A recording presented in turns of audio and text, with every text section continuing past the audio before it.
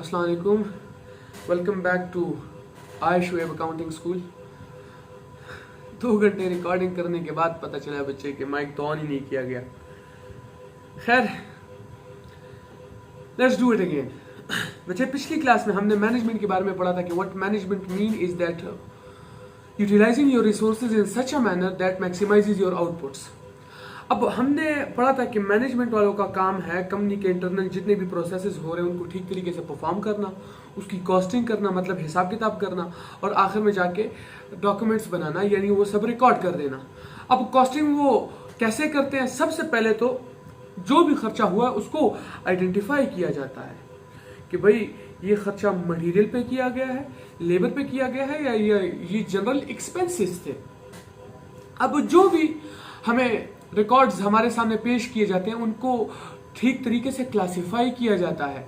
मतलब मटेरियल का खर्चा मटेरियल के ग्रुप में लिखा जाता है, लेबर वाला खर्चा लेबर के ग्रुप में लिखा जाएगा, और जनरल एक्सपेंसेस एक्सपेंसेस के ग्रुप में लिखे जाएंगे। अब ऐसा करने की जरूरत क्यों पेश आती है? देखो, अगर आप ठीक तरीके से लिख दोगे कि इस पीरियड में लेट्स सपोज मटेरियल का 1000 खर्चा हुआ है, लेबर का 200 खर्चा हुआ है, और जनरल एक्सपेंसेस हमारे $100 के हुए थे।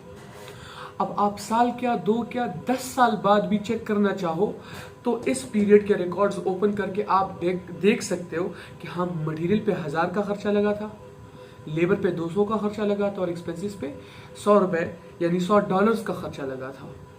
लेकिन अगर आपने ये ठीक तरीके से क्लासिफाई करके लिखा ही नहीं है, सिर्फ ये लिखा है कि 1000 खर्चा 200 का भी हुआ था और फिर $100 का भी खर्चा हुआ था, तो 10 साल क्या 1 साल क्या बल्कि 1 महीने बाद भी चेक करने की कोशिश करोगे ना तो आपको याद नहीं आ रहा होगा कि भाई ये ठीक है, 3 किस्म के खर्चे हुए तो थे, लेकिन इसमें मटेरियल वाला खर्चा कौन सा है, लेबर का कौन सा, और एक्सपेंसेस वाले कौन से हैं। तो क्लासिफाई करना पड़ता है कॉस्ट को, और ये ही हमारा आज का टॉपिक है। कॉस्ट क्लासिफिकेशन हम पढ़ रहे हैं। अब सबसे पहले ये सब क्यों बताना पड़ रहा है मुझे, ताकि आपको ये कॉन्सेप्ट पता हो कि भाई कॉस्ट क्लासिफिकेशन ये जो चैप्टर है ना, ये पढ़ना क्यों पड़ रहा है हमें, ये कॉन्सेप्ट कहाँ से आया है, कॉस्ट को क्लासिफाई किस लिए किया जाता है। तो जरा पढ़ते हैं कि ACCA के बताए गए रास्ते के मुताबिक कॉस्ट क्लासिफिकेशन हमें क्या सिखाती है। देखो बच्चे, खर्चे को हम 4 तरीकों से क्लासिफाई कर सकते हैं: by element, by nature, by behaviour और बाय फंक्शन। सबसे पहले बाय एलिमेंट क्लासिफिकेशन पढ़ते हैं। देखो बच्चे, मैं अक्सर एग्जांपल देता हूँ कि आप किसी भी अच्छे ब्रांड का कोई भी प्रोडक्ट खरीदते हो, या लेट्स सपोज आपने मेडिसिन तो कभी खरीदी ही होगी, तो उसके पीछे लिखा गया होता है कि कौन कौन से एलिमेंट्स को मिला के ये मेडिसिन बनाई गई है, कौन कौन से इंग्रेडिएंट्स को मिला के ये प्रोडक्ट तैयार किया गया है, वो इसके बेसिक इंग्रेडिएंट्स बेसिक एलिमेंट्स है कौन कौन से। हमारे वजूद यानी ह्यूमन बॉडी का बेसिक एलिमेंट क्या है? एक सेल। बहुत सारे सेल्स इकट्ठा होते हैं और एक कंप्लीट ह्यूमन बॉडी बन जाती है। सिमिलरली यहाँ पे अभी खर्चा हुआ तो है, लेकिन वो क्या चीजें थी जिसकी वजह से इतना खर्चा हुआ है। तो बाय एलिमेंट क्लासिफिकेशन में हम ये पढ़ते हैं। बाय एलिमेंट क्लासिफिकेशन में हमें ये पता चलता है कि मटेरियल, लेबर और एक्सपेंसेस की वजह से हमारे खर्चे आ सकते हैं। अब मटेरियल किसे कहते हैं आप बखूबी जानते हैं। आपने कोई भी प्रोडक्ट बनाना हो तो उसके लिए सबसे पहले खाम माल चाहिए होता है, जिसे हम रॉ मटेरियल कहते हैं। अब उसको प्रोसेस करके आगे उसे प्रोडक्ट बनाया जाता है। जैसे कि ये कमीज जो मैंने पहनी है, ये सादा कपड़ा था, पहले बिल्कुल प्लेन कपड़ा था। एक टेलर ने इस पे सिलाई करके प्रॉपर एक स्किल तरीके से एक डिजाइन बना के इसको एक कमीज बना दी है। अब ये जिस कपड़े से बनाया गया है ये तो मटेरियल है। अब जिस टेलर ने ये कमीज बनाई है वो मेन फोर्स जो हमें चाहिए होती है काम करने के लिए, उसे हम लेबर कहते हैं, मजदूर कहते हैं। अब उसको भी पैसा ही दिया होगा ना, तो बगैर पैसे के तो काम नहीं करेगा, तो वो लेबर कॉस्ट हुई। अब एक्सपेंसेस क्या है? अगर कोई पूछे कि जनाब एक्सपेंसेस की सादा जो डेफिनेशन है यानी खर्चा। अब मटेरियल कॉस्ट भी खर्चे को कहते हैं, लेबर कॉस्ट भी खर्चे को कहते हैं, तो ये दो अलग और ये एक्सपेंसेस का लफ्ज अलग क्यों लिखा गया है? What is expenses? तो आपने डायरेक्ट एक्सपेंस की कोई डेफिनेशन नहीं बतानी, क्योंकि एक्सपेंस की कोई डेफिनेशन है ही नहीं। आपने कहना क्या है कि हर वो खर्चा जो मटेरियल कॉस्ट ना हो और जो लेबर कॉस्ट भी ना हो तो वो एक्सपेंस है। फिर से बता रहा हूं, हर वो खर्चा जो मटेरियल कॉस्ट भी ना हो, जो लेबर कॉस्ट भी ना हो, तो वो एक्सपेंस है। अब देखो, ये तीनों के तीनों खर्चे ही हैं, तो मटेरियल और लेबर को अलग और एक्सपेंसेस को अलग क्यों लिखा गया है? देखो सिंपल सा एक जवाब देता हूं मैं आपको। आपके सामने जो भी कोई प्रोडक्ट पड़ा हुआ है, उसे उठाओ और उसको देखो। उसको देखने से आपको सिर्फ दो ही चीजें पता चल रही होंगी। एक, वो मटेरियल दिख रहा होगा, जिस तरह के देखो ये पेन है ना, तो इसको देखने से ये मटेरियल दिख रहा है कि देखो ये प्लास्टिक से बनाया गया है, और ये प्लास्टिक तो चलो इसका मटेरियल हुआ। क्या ये प्लास्टिक, ये मटेरियल आसमान से इसी शेप में उतरा था?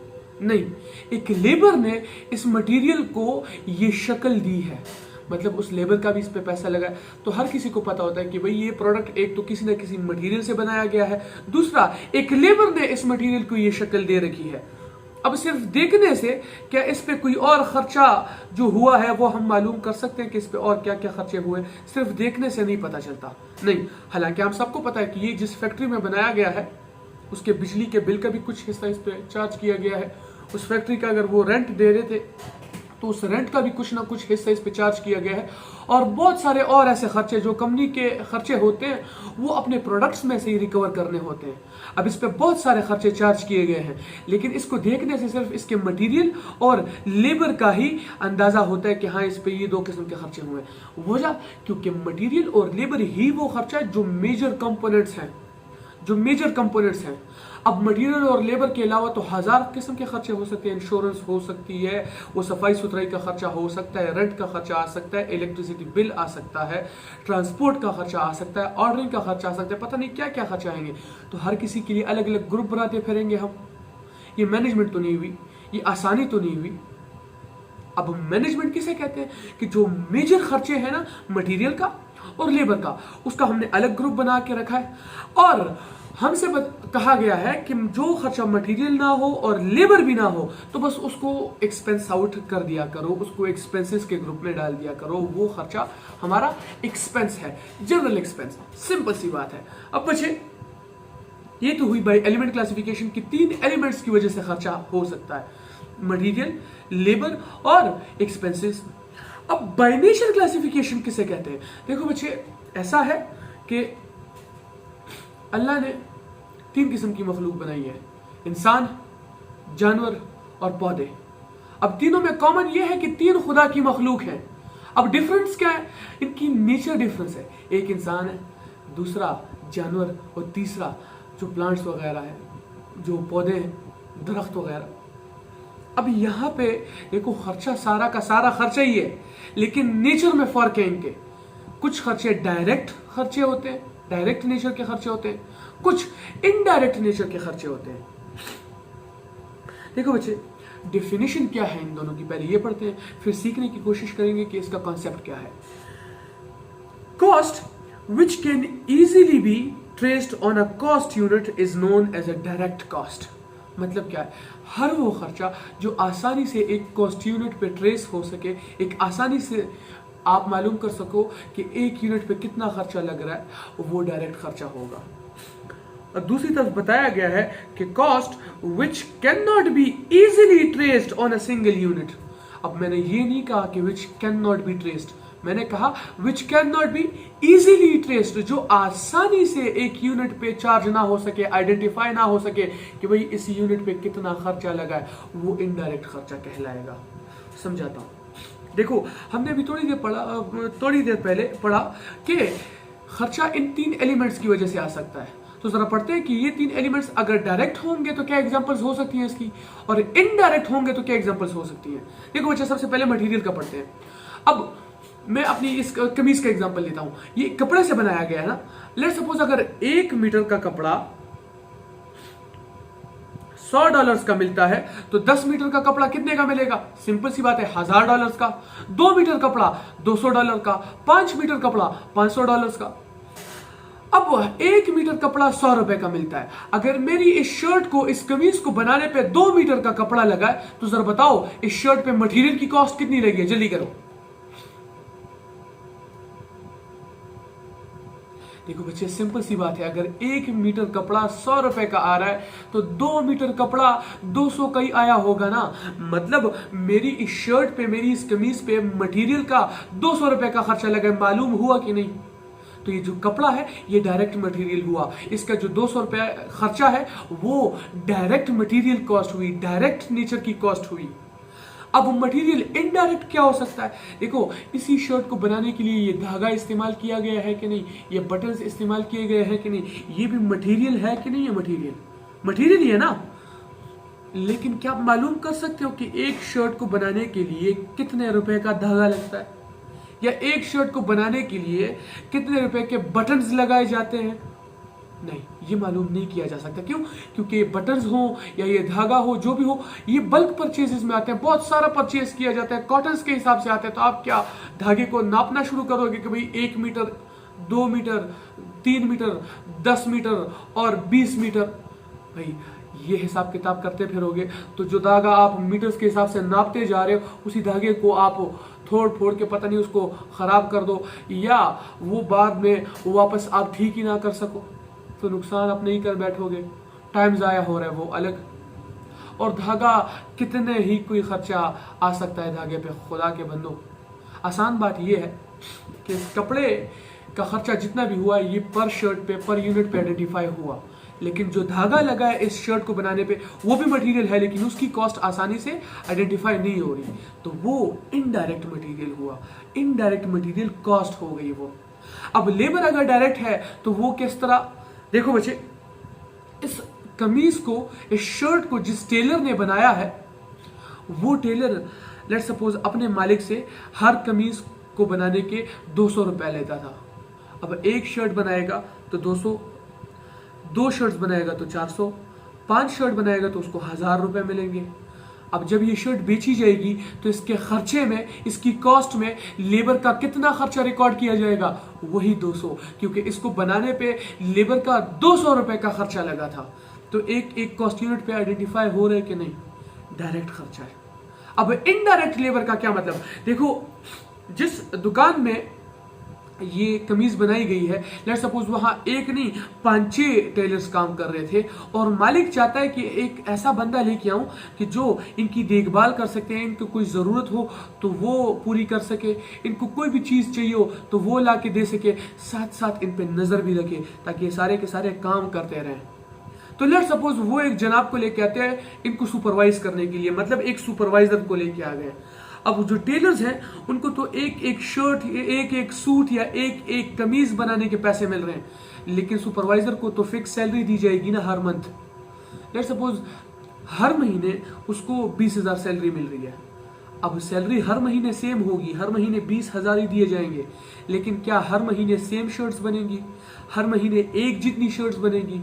हर महीने एक जैसी एक्टिविटी होगी? एक्टिविटी कम या ज्यादा नहीं हो सकती।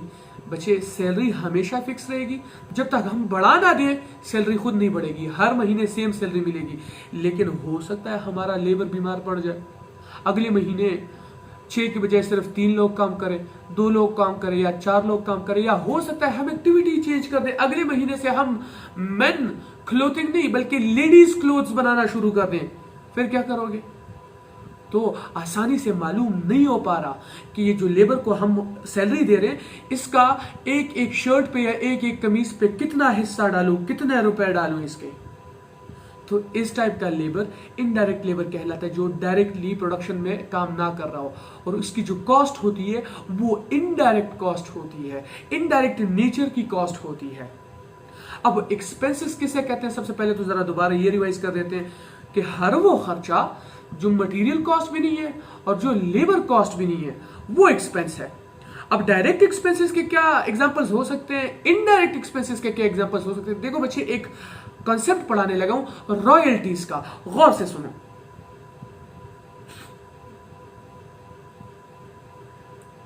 देखो ये मैंने लिखा हुआ है यहां पे कि cost of using someone else's name, किसी और का नाम इस्तेमाल करने पे जो आपको कॉस्ट देनी पड़ रही है, खर्चा देना पड़ रहा है, समझाता हूं। देखो बच्चे, आपने अक्सर देखा होगा ना, अब ये जो KFC है ये पाकिस्तानी ब्रांड तो नहीं है, पाकिस्तानी ब्रांड नहीं है ना, लेकिन पाकिस्तान में KFC कितने लोग चला रहे हैं? बहुत सारे ब्रांचेस देखने को मिलेंगे आपको KFC की। क्यों? देखो, इस पैसे देके हम कहते हैं ना, इस KFC का लाइसेंस ले रखा है उसने, पैसा देके इस नाम को इस्तेमाल करने की इजाजत ली जाती है। आपको एग्जांपल देता हूं, लेट्स सपोज, देखो आउटफिटर एक कंपनी है ना, एक ब्रांड है ना, क्लोथिंग ब्रांड, वो एक शर्ट का डिजाइन बनाती है, तो क्या चारकोल वाले उस आउटफिटर के शर्ट के डिजाइन को कॉपी कर सकते हैं? नहीं, बिल्कुल नहीं। वो एक रजिस्टर्ड पैटेंट है उनका, एक रजिस्टर्ड चीज जो किसी और कंपनी है उसको आप इस्तेमाल नहीं कर सकते। क्या रोलेक्स वाले कैसियो घड़ी के जो रजिस्टर्ड डिजाइन है उसको कॉपी कर सकते हैं? नहीं। क्या BMW वाले मर्सिडीज के रजिस्टर्ड डिजाइन को कॉपी कर सकते हैं? नहीं। अगर करेंगे तो उस पर केस किया जाएगा। अब जिनका डिजाइन चोरी किया गया है उनको करोड़ों देने पड़ेंगे, ये अलग। हुकूमत को पेनल्टीज देनी पड़ रही है, वो अलग। नाम खराब हो रहा है, गुडविल खराब हो रहा है, वो अलग। तो इतने सारे नुकसानात से हम एक छोटे से एग्रीमेंट के जरिए बच सकते हैं। एग्रीमेंट किस तरह? लेट्स सपोज अगर मर्सिडीज वाले BMW, ऐसा होने तो नहीं लगा, लेकिन लेट्स सपोज सीखने के लिए अगर मर्सिडीज वाले BMW वालों के पास जाते हैं कि आपका ये स्पेसिफिक डिजाइन हम कॉपी करना चाहते हैं, लेकिन बदले में हर गाड़ी, जो भी हम गाड़ियां बनाएंगे ना, हर गाड़ी पे आपको $1000 का कमीशन देंगे या $1000 का आपको रॉयल्टी देंगे, पैसे देंगे हर गाड़ी को बनाने वक्त। अब जितनी भी गाड़ियां बनेगी, हर गाड़ी पे मर्सिडीज वाले BMW को $1000 की रॉयल्टी पे करते रहेंगे कि नहीं? अब ये ही है रॉयल्टी का कंसेप्ट, कि आप किसी और का नाम इस्तेमाल कर रहे हो, लेकिन उसको कुछ ना कुछ क्रेडिट आप दे रहे हो, कुछ ना कुछ पैसे आप दे रहे हो, उसको कुछ ना कुछ फायदा हो रहा है इस चीज का। अगर वो राजी हो तब, एग्रीमेंट पे अगर वो साइन कर दे तब, तो इसे रॉयल्टी कहते हैं। अब देखो बच्चे, जो पैसे हम पे कर रहे हैं एज रॉयल्टी, क्या ये मटेरियल है? नहीं। क्या ये लेबर है? नहीं। तो एक्सपेंसेस हुए कि नहीं? अब एक्सपेंसेस तो हुए, ये तो प्रूव हो गया, लेकिन एक एक गाड़ी के बदले पैसे दिए जा रहे हैं कि नहीं? जितनी भी गाड़ियां बन रही है, हर गाड़ी के बदले $1000 पे किए जा रहे हैं कि नहीं? तो ये डायरेक्ट एक्सपेंस हुआ। अब इनडायरेक्ट एक्सपेंस का क्या? डायरेक्ट एक्सपेंस का हमने यहां पे एक और भी एग्जांपल लिख रखा है कि लेट्स सपोज आपको कुछ, जिस तरह मैंने एग्जांपल दिया ना शर्ट का, आप शर्ट्स बना रहे हो, मशीन टूट गई आपकी, बाकी मशीनें जो है वो भी अवेलेबल नहीं है, फ्री नहीं है, उन पे भी काम शुरू है, तो आप पास वाली दुकान में जाते हो और आप उनसे कहते हो कि भाई हमारी मशीन टूट गई है, जरा मशीन दे दो 2 घंटे के लिए, और बदले में मेरे से एक घंटे पे $1000 रुपए ले लो। अब 2 घंटे के लिए आप मशीन लेके आए हो, अब 2 घंटे करंट लेट सपोज 1000 तो ज्यादा ही, वो 500 कर दो। अब 2 घंटे पे उनको आप $1000 रुपए दे रहे हो, एक घंटे के 500, तो 2 घंटे के $1000 रुपए का बिल बनता है, $1000 रुपए का रेंट बनता है उसका। अब ये जो रेंट है, ये भी तो ना मटेरियल है ना लेबर है, मतलब एक्सपेंसिव हुआ, लेकिन ये रेंट जो है आप स्पेसिफिकली उस एक शर्ट की वजह से दे रहे हो कि नहीं? तो ये रेंट का खर्चा उसी शर्ट की कॉस्ट में जाके लिखोगे आप कि नहीं? पर यूनिट पे, आपके कॉस्ट यूनिट पे आसानी से आइडेंटिफाई हो रहा है कि नहीं हो रहा? तो ये डायरेक्ट एक्सपेंस होगा। अब एक्सपेंसेस इनडायरेक्ट कैसे हो सकते हैं? देखो, जिस कंपनी में आप रह रहे हो, जिस दुकान में आप ये प्रोडक्शन कर रहे हो, वहां के बिजली का बिल, क्या आप मालूम कर सकते हो कि एक शर्ट को बनाने पे बिजली का कितना बिल चार्ज हुआ है? एक शर्ट की कॉस्ट में बिजली के बिल का कितना हिस्सा डालूं? आसानी से आइडेंटिफाई नहीं हो सकता।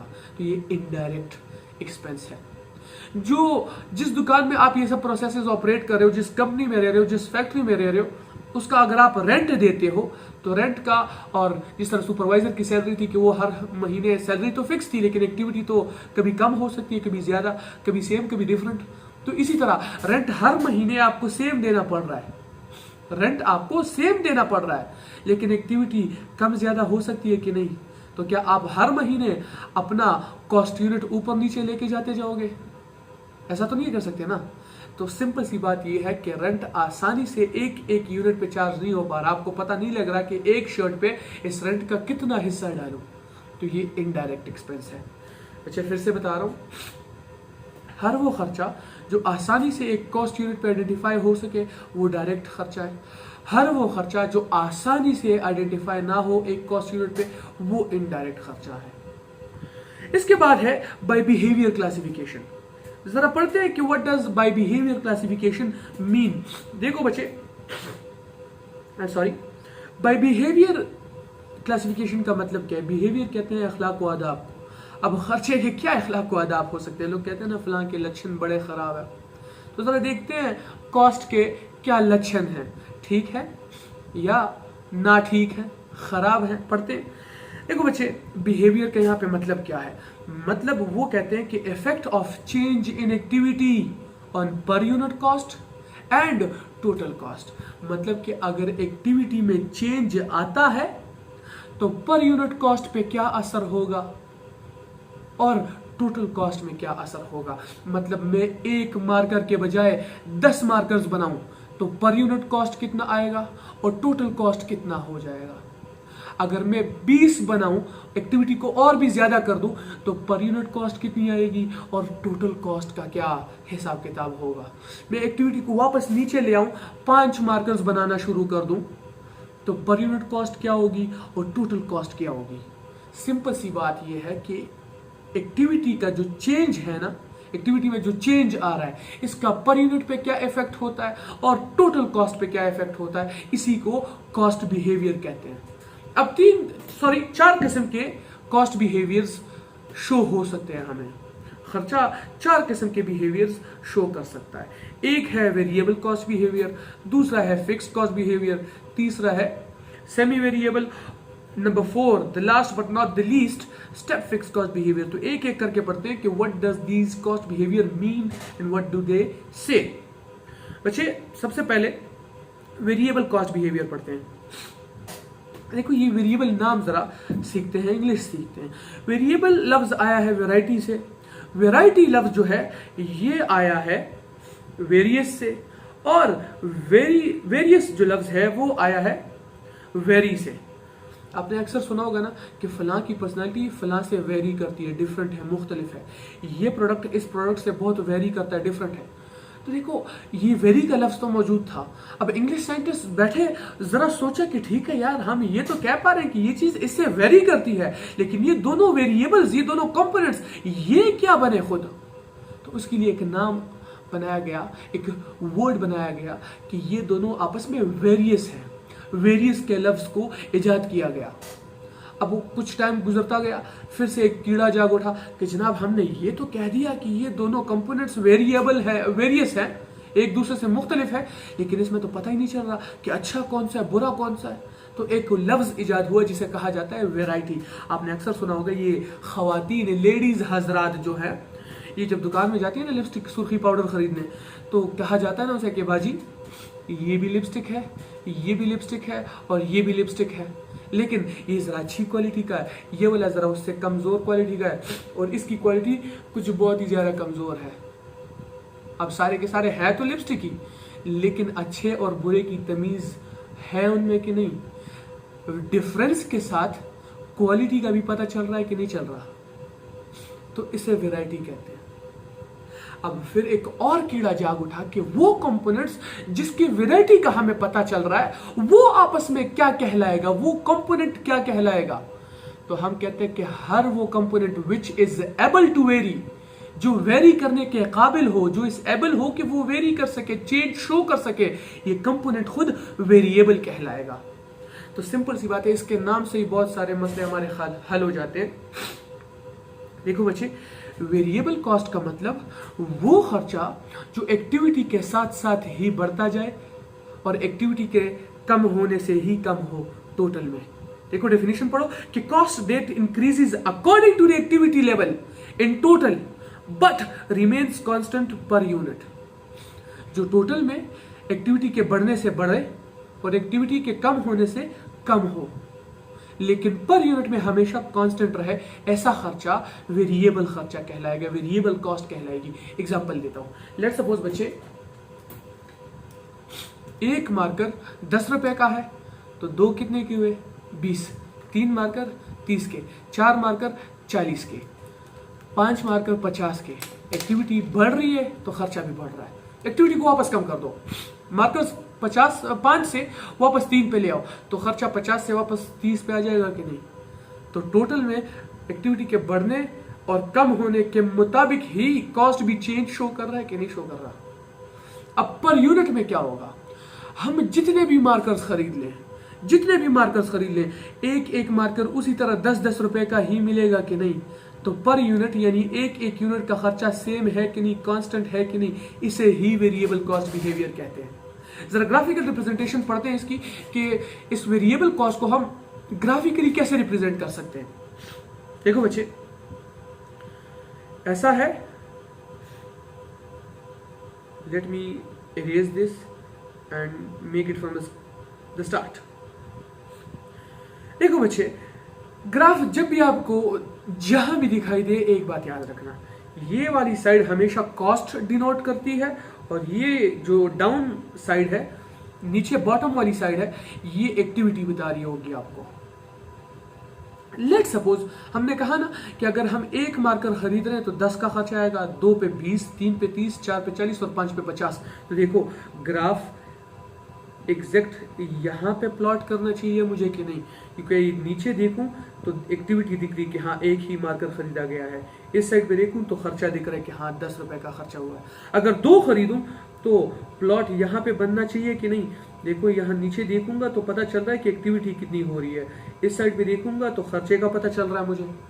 अगर 4 खरीद रहा हूं तो प्लॉट एग्जैक्ट इधर करना चाहिए कि नहीं मुझे, क्योंकि यहाँ देखो एक्टिविटी दिख रही है कि हाँ 4 ही मार्कर खरीदे गए हैं, लेकिन इस साइड पे देखूं तो खर्चा भी दिख रहा है कि हाँ इस 4 मार्कर पे 40 का खर्चा हुआ है।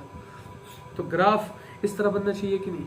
अब मुझे ये बताओ बच्चे, जब हम मार्कर्स खरीदते हो तो क्या एक मार्कर के पैसे देख के दुकान का एक तवाफ करते हो और बोलते हो कि ये दूसरे मार्कर का के पैसे, फिर से एक तवाफ करते हो ये तीसरे मार्कर के पैसे, ऐसे करते हो आप, या नहीं 5 के 5 मार्कर के पैसे एकदम बटवे से निकाल के दे देते हो।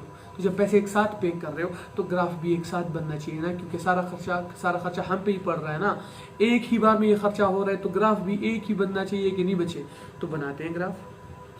बन गया हमारा ग्राफ, इन तीनों पॉइंट्स को हमने कनेक्ट किया और बन गया हमारा वेरिएबल कॉस्ट का टोटल ग्राफ। अब वेरिएबल पर यूनिट में ग्राफ क्या बनेगा और किस तरह बनेगा। देखो बच्चे, हमने कहा ना कि जितने भी मार्कर खरीद लिए जाए लेकिन एक मार्कर उसी तरह 10-10 रुपए का ही मिलेगा। तो मतलब अगर हम 2 मार्कर खरीद रहे हैं, अगर हम 2 मार्कर खरीद रहे हैं फिर भी कॉस्ट 10 रुपए की आ रही है।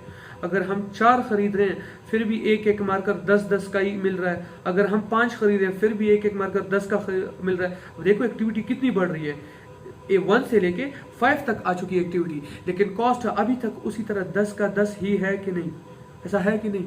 तो बन गया हमारा ग्राफ।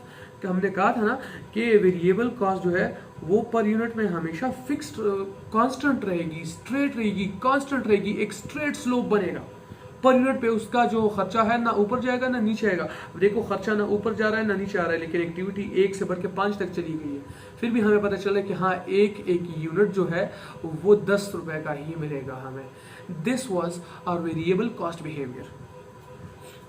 इस ग्राफ को जरा सा नीट करके बनाते हैं, ठीक है, और फिर जाके पढ़ते हैं हमारा फिक्स्ड कॉस्ट। इस वाले ग्राफ को भी जरा सा नीट करते हैं।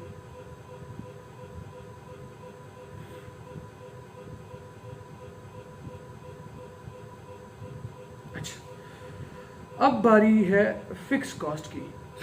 पढ़ते हैं कि what is fix cost. Sorry, इससे पहले पढ़ते हैं कि अगर लेट सपोज हमें कोई डिस्काउंट मिल रहा हो ना तो वेरिएबल कॉस्ट का ग्राफ किस तरह बनना चाहिए। देखो बच्चे, डिस्काउंट 2 किस्म के होते हैं। एक आपको कंप्लीटेड यूनिट्स पे मिल रहा होता है और एक इंक्रीजिंग यूनिट्स पे मिल रहा होता है। अब दोनों का मतलब क्या है समझाता हूं। लेट सपोज आप मार्कर्स खरीदने जा रहे हो, आप उससे कहो ना कि मुझे 120 मार्कर्स दो, तो एक एक मार्कर 10 रुपए का मिल रहा है, तो वो आपसे कहता है कि जनाब ऐसा करो 200 मार्कर लो, सारे के सारे मार्कर्स 8 रुपए पे दे दूंगा, डिस्काउंट दे दूंगा आपको। अब 1 से लेके 100 तक जब आप खरीद रहे थे तो हर मार्कर $10 पे मिल रहा था, 10 रुपए पे मिल रहा था। वो जनाब कहते हैं कि एक ही बारी में 200 खरीदो और हर एक मार्कर 10 नहीं $8 का मिल जाएगा। हर एक मार्कर $8 का मिल जाएगा आपको। अब डिस्काउंट एक और तरीका भी हो सकता है कि वो आपसे कहे कि जनाब ठीक है, 1 से लेके 100 तक जो मार्कर्स हैं हर मार्कर $10 का मिलेगा। फिर 101 से लेके 200 तक जो 100 मार्कर्स हैं वो $8 का एक एक मार्कर मिलता जाएगा। लेकिन आप 200 से भी ज्यादा खरीदते हो तो 201 से लेके 300 तक हर मार्कर आपको ₹6 का मिलता जाएगा। अगर आप 300 से भी ज्यादा खरीदते हो तो 300 से लेके 500 तक हर मार्कर आपको $5 का मिलता जाएगा। अब एक सर्टेन लेवल ऑफ एक्टिविटी के बाद और ज्यादा डिस्काउंट मिलता जा रहा है कि नहीं। 1 से लेके 100 तक जितने यूनिट्स है वो हर एक यूनिट $10 का मिलेगा। अब 101 से 200 तक जो 100 यूनिट्स है हर एक यूनिट $8 का मिल रहा है। अब 201 से 300 तक जो यूनिट्स है वो हर यूनिट जो है $6 का मिल रहा है। तो मतलब एक सर्टेन एक्टिविटी को जब ब्रीच किया जाता है, क्रॉस किया जाता है, तो और ज्यादा डिस्काउंट्स मिलते जाते हैं हमें। तो सबसे पहले इस इंक्रीजिंग यूनिट्स को बयान किया गया है, इसको जरा पढ़ते हैं कि इंक्रीजिंग यूनिट्स के लिए वेरिएबल कॉस्ट का ग्राफ किस तरह बनेगा अगर डिस्काउंट मिल रहा हो हमें। देखो बच्चे, हम लेट सपोज 1 से लेके 100 तक मार्कर्स खरीद रहे थे तो ग्राफ यही था हमारा। देखो ये ही हमारा ग्राफ था। अब जैसे ही हमारे मार्कर 100 से ऊपर चले गए तो हमारी पर यूनिट कॉस्ट 10 से 8 पे आ गई कि नहीं, तो खर्चा कम हुआ। तो देखो ग्राफ जरा सा साइड पे चला गया, जरा सा साइड पे चला गया, राइट साइड पे टिल्ट हो गया, क्योंकि खर्चा अब एक एक यूनिट पे कम खर्चा पड़ रहा है। स्लोली स्लोली खर्चे कम किए जा रहे हैं। अब हमने 200 की एक्टिविटी को भी क्रॉस कर दिया, मतलब 200 मार्कर से ज्यादा, तो खर्चा और भी कम होना शुरू कर दिया है कि नहीं, वो ग्राफ और भी साइड पे चला गया है कि नहीं। है वेरिएबल ही, एक्टिविटी जितनी ज्यादा होगी वो पैसे भी उतने ज्यादा ही पे करने पड़ेंगे। लेकिन 1 से लेकर 100 तक स्ट्रेट था, फिर जरा साइड पे हो गया। अब 200 से भी एक्टिविटी इंक्रीज हो गई तो और जरा टिल्ट हो गया हमारा graph. Per unit cost slowly slowly और कम होती जा रही है। अब इसका पर यूनिट क्या बनेगा, देखो जब तक 1 से लेकर 100 तक हम खरीद रहे थे, एक यूनिट कितने का मिल रहा था, 10 का मिल रहा था। लेकिन जैसी एक्टिविटी इंक्रीज हुई, देखो ये 100 तक एक्टिविटी थी ना, तो 100 मार्कर्स तक पर यूनिट हमें $10 का मिल रहा था, $10 का मिल रहा था। लेकिन जैसी एक्टिविटी 100 से इंक्रीज हुई तो फिर हर एक मार्कर हमें 8 का मिलने लग गया। पर यूनिट एक मार्कर की कॉस्ट 8 पे आ गई कि नहीं। अब जब एक्टिविटी 200 से भी इंक्रीज कर गई, देखो तो एकदम से पर यूनिट कॉस्ट और नीचे आ गई कि नहीं, और नीचे आ गई। और अब हर एक मार्कर हमें ₹6 का मिलना शुरू हो गया है कि नहीं। तो एक्टिविटी 200 से बढ़ी ना, तो पर यूनिट कॉस्ट भी 8 से नीचे आके $6 पे आ गई है। तो वेरिएबल का टोटल और पर यूनिट ग्राफ समझ आ रहा है कि नहीं, अगर आपको एक्टिविटी बेस्ड डिस्काउंट्स मिल रहे हो तो। अब जरा पढ़ते हैं कि अगर आपको कंप्लीटेड यूनिट्स का डिस्काउंट मिले तो कंप्लीटेड यूनिट्स का मतलब क्या है और इसका ग्राफ किस तरह बनेगा, समझाता हूं।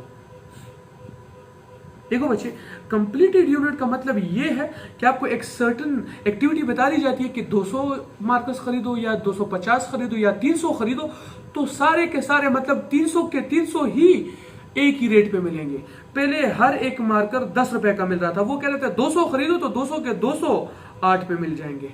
ये नहीं कि 1 से लेकर 100 तक जो मार्कर हैं वो 10 पे मिलेंगे, फिर 200 तक जो मार्कर हैं वो 8 के मिलेंगे, और 200 से 300 तक के मार्कर वो एक मार्कर ₹6 का मिलेगा। नहीं, वो कह रहे हैं कि 200 मार्कर खरीदो, सारे के सारे मार्कर्स $8 पे देने को तैयार हूं मैं।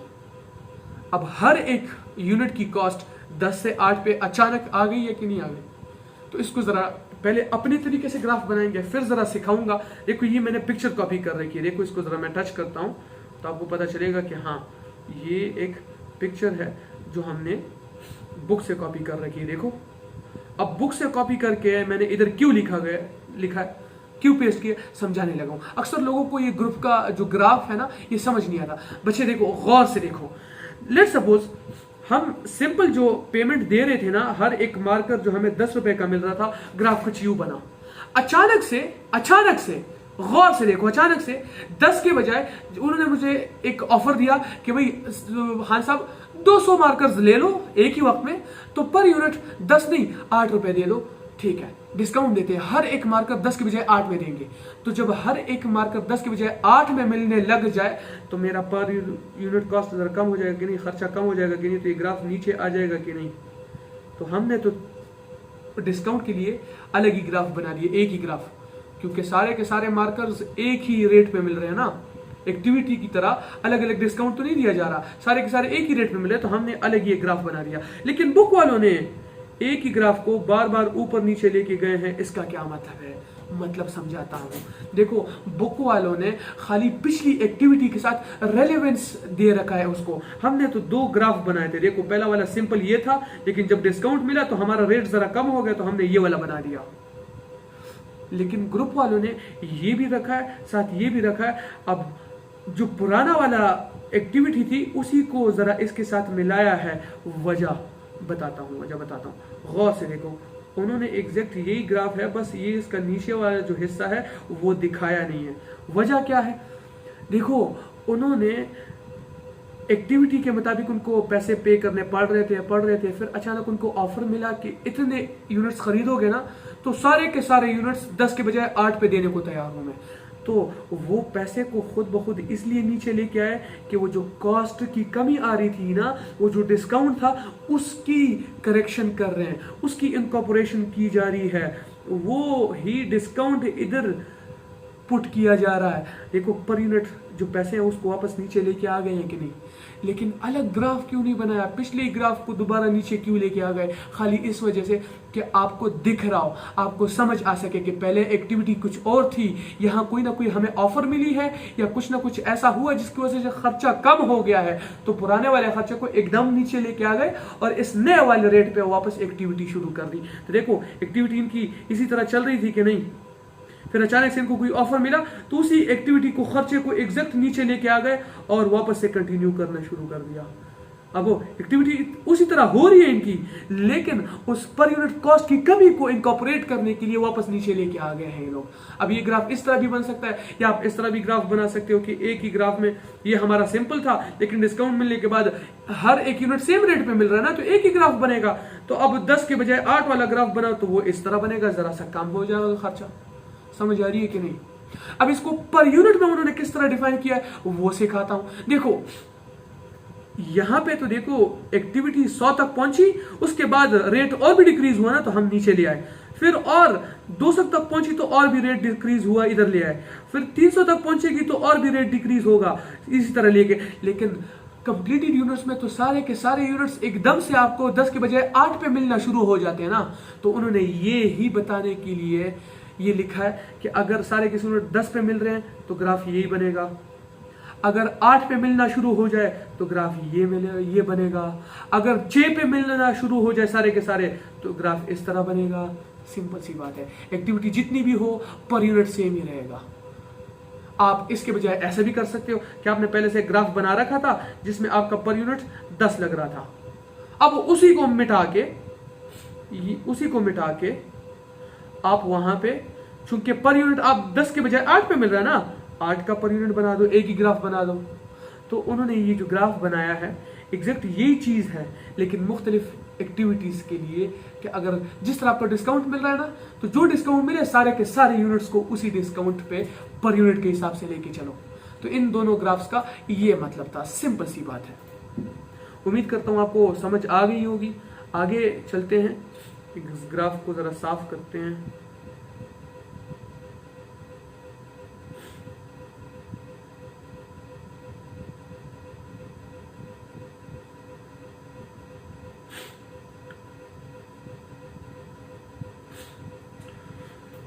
पढ़ते हैं फिक्स कॉस्ट कि फिक्स कॉस्ट किसे कहते हैं, what is fix cost behaviour. देखो बच्चे, नाम से ही जाहिर है ये खर्चा हमेशा फिक्स्ड रहेगा, मतलब एक पिन पॉइंट लोकेशन पे रहेगा, इसने हिलना जुलना नहीं है। ये बड़ा ही बेशरम किस्म का खर्चा है, बड़ी ही अजीब किस्म के इसके लक्षण हैं। मतलब ये खर्चा कहता है कि आप एक्टिविटी करो या ना करो, I don't care, I don't give a dam. मैंने लगना ही लगना है, इस खर्चे ने आना ही आना है। डेफिनेशन पढ़ते हैं कि क्या कहते हैं। देखो डेफिनेशन में लिखा गया है, सॉरी यार पता नहीं जुकाम हो रहा है क्या हो रहा है, कह रहे हैं कि cost that does not depend on activity. ये ऊपर हम अरेज कर रहे थे तो साथ में ये भी अरेज हो गया यार।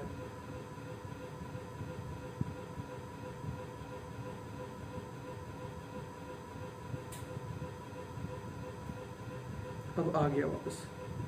अच्छा, कहते हैं कि cost that does not depend on activity and remains fix in total.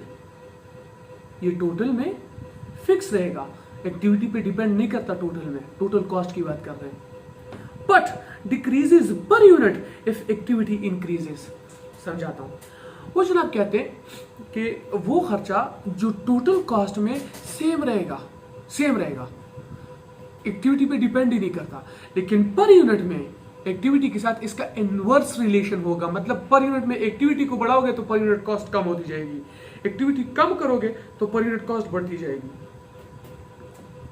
अब ऐसा क्या है भाई कि एक्टिविटी बढ़ रही है तो पर यूनिट कॉस्ट कम हो रहा है? समझते हैं। एग्जांपल देता हूं आपको।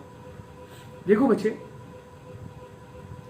ऐसा है, लेट्स सपोज आप एक रूम आपने रेंट पे ले रखा है, ठीक है, एक रूम आपने रेंट पे ले रखा है। उस रूम का रेंट है चलो 20,000, उस रूम का रेंट है 20,000। तो पहले टोटल का ग्राफ बनाते हैं कि मतलब क्या है इसका। अब उस कमरे में आप अकेले रहो, 10 बंदों के साथ रहो या ना रहो, लेकिन जब एक बार एग्रीमेंट हो गया तो वो 20 के 20,000 हर महीने देने पड़ेंगे आपको कि नहीं?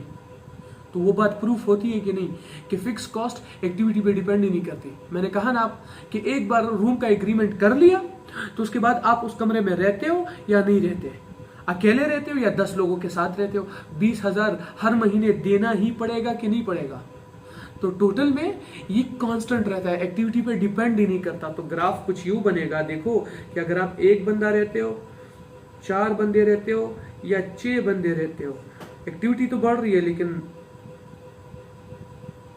कॉस्ट बढ़ रही है नहीं बढ़ रही, कॉस्ट उसी तरह 20 का 20,000 आपको पे करना पड़ेगा कि नहीं?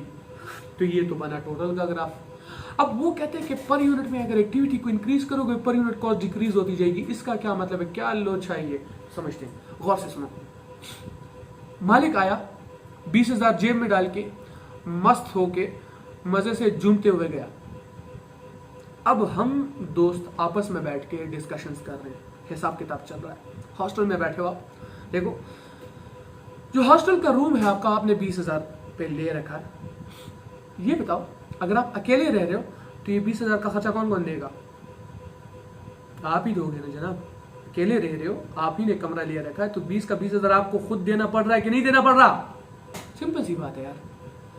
लेकिन आप अगर 2 बंदे रह रहे हो उस कमरे में तो एक एक बंदे को कितना पे करना पड़ रहा है? 10,000 पे करना पड़ रहा है।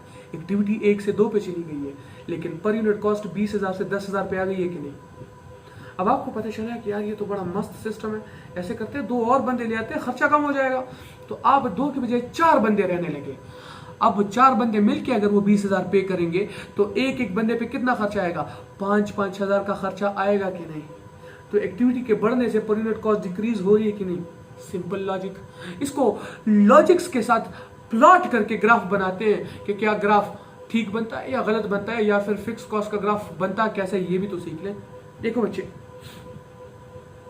ये नंबरिंग गलत हो रखी है, मैं इसको जरा ठीक कर देता हूँ, 1 मिनट। 5, 10, 15, 20, 25 और 30।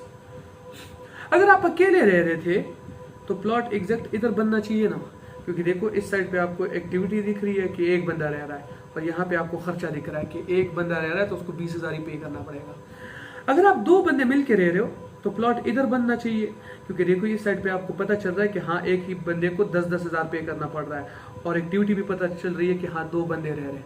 और 4 बंदे रह रहे हो तो एक एक बंदे को 5-5 हजार पे करना पड़ रहा है कि नहीं? तो देखो यहाँ से एक्टिविटी दिख रही है, तो यहाँ से आपको वो कॉस्ट दिख रही है। तो सिंपल सा करना क्या है, अगर खर्चा एक ही बार में पे किया तो ग्राफ भी एक ही बनेगा ना, तो ये कांस्टेंट एक झोल बनेगा। सिंपल सी बात है, गौर से देखो। ये बना आपका फिक्स का पर यूनिट का ग्राफ। कुछ मुश्किल था इसमें? सिंपल सी बात है यार। अब देखो एक्टिविटी इंक्रीज होती गई तो पर यूनिट कॉस्ट डिक्रीज होती गई। एक बंदा अगर उस कमरे में रह रहा था तो सारा का सारा खर्चा वो खुद पे कर रहा था।